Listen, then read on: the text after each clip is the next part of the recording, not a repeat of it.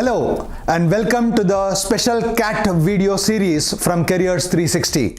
I am ARKS Srinivas here, bringing you many videos which will give you strategies, the way to approach your CAT paper, the way to avoid mistakes and many more. In today's session, on today's video, I'm going to talk about how do you get your marks in the data interpretation and logical reasoning section, the DILR or LRDI, whichever way you want to look at it.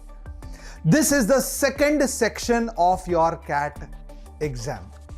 Very important because after this you have your quant to do. So when you are sitting in an exam hall, if this particular section goes well, chances are high that the next section, which is your quantitative ability, goes much better. And hence, that it is sitting in the middle of the entire paper, from the VARC being the first and quant being the last and your DILR being the middle of this, it becomes the most important section, if I may say so, for the overall scores that you will get. And hence, preparing correctly and also attempting this paper correctly is very, very important. In one of the videos, I have talked about how do you attempt the DILR section. Please go back to that video and make sure that you go through and try those 2-3 methods of how to attempt the DILR. In this video, however, I plan to talk to you about what to do.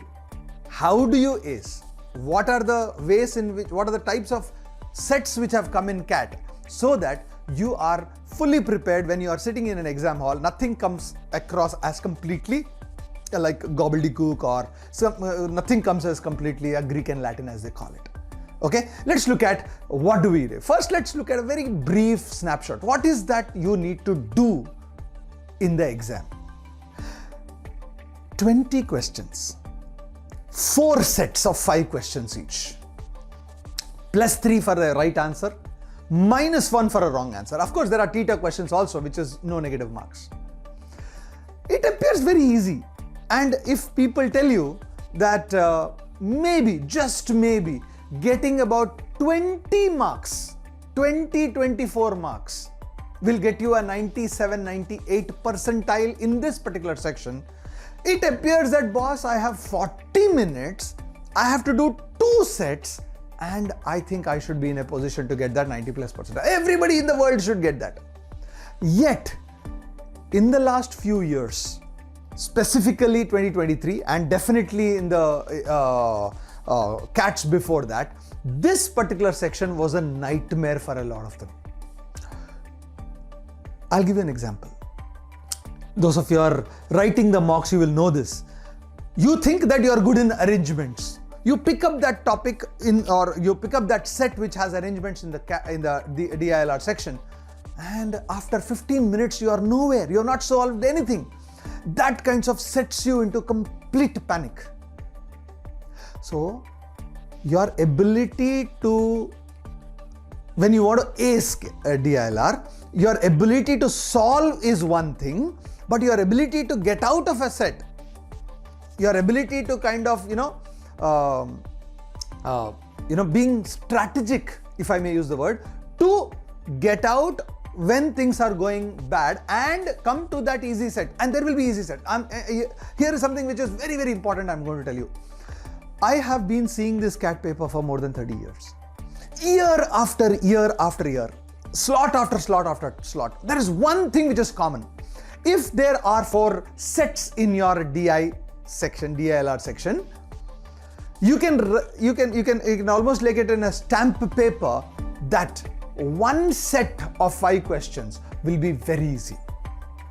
One set of 5 questions, if you can identify in the exam hall and solve it correctly, you will get your 85 percentile without any ado.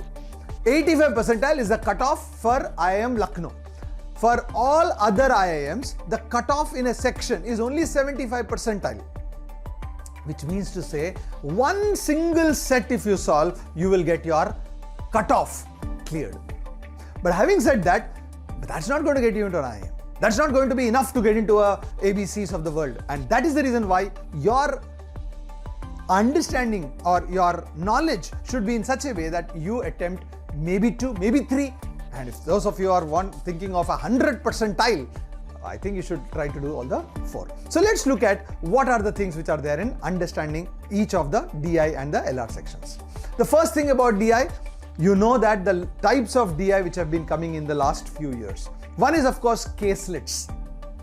There is a complete caselets along with some table given to you, and the table will have some ratios, percentages, numbers, all the things that we done in arithmetic, by the way. But when it comes to a DI, you will find it very, very difficult or worrisome about it. Tables with missing numbers. This has been almost constant in the last 3 years. A table with cumulative frequency kind of questions, and then the other things like bar charts with numbers and logic, stacked bars, scatter plots. Pi has, I think embedded pi, it's been quite some time that the CAT guys have given some basic pure caselets. Any of these things have been coming in DI. And then there are some other traditional DI, such things like simple bar charts with percentages or line graphs kind of things. Whatever little time that you have for your preparation, if I were to advise something very critical, is to pick up these kinds of latest types of DI which has come in the last 10 years and solve them again and again. At Careers 360, we have come with the last 10 CAT papers with the solutions, and you can download it for free. We are also giving you, of course, the mocks for free, 20 of them, but this is something which you need to do. The other important thing about DI is what are the concepts in DI which will kind of make you good in it. As you can see, it is called data interpretation. So there is a data. So either the data is already given to you in a form of a bar chart table, pie chart, scatter plot, whatever plot for that matter, or it's given in a complete caselet. If it's a caselet, you need to read it and gather the correct data and put it in a very good form, a graph, chart, table, whatever. And then you are interpreting, because the questions are from the graph, whatever the graph is or the table is. You are interpreting it, taking an inference out of it. Once you take the inference, the next part of your problem is to do calculations. What are these calculations? Calculations are always going to be addition, subtraction, multiplication, nothing else, or percentages for that matter. In such a kind of a case, there are certain types of questions, and you will see them coming in again and again in the CAT paper. If you are ready with them, you will be better off than the rest who are not doing it. And what are the especially two areas I'm talking about? One is prime numbers. Do you know that there are 25 prime numbers between 1 and 100? Do you know that there are 15 prime numbers between 1 and 50? Can you, in your fingertips, remember that these are the prime numbers 2, 3, 5, 7, 11, 13, 19, 17, 19, 23, 29 kind of things? I mean, quickly. You don't think there. Cut. The way to remember it is, or the squares up to 20, 19 square, 17 square, 16 square, 9 square, 12 square, whatever that may be. The idea here is, please realize the problem that you have. First and foremost, you need to be able to put the data together.